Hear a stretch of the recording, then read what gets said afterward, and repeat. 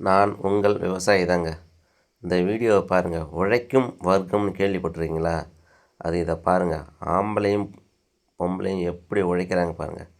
அவங்க கரும்பு வெட்டுறது எக்ஸாக்டாக எவ்வளோ மணி நேரம் கேட்டால் கரெக்டாக காலையில் 6 மணிங்க. 6 மணி 5:50 கூட இருக்கலாம்.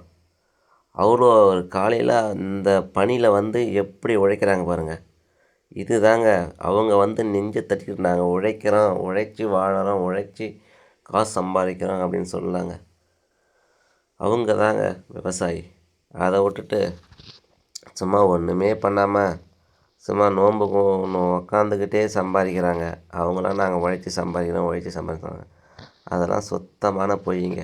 உழைக்கிறதுனா இது தாங்க. எப்படி கஷ்டப்படுறாங்க பாருங்கள். அதுவும் காலையில் பனியில்.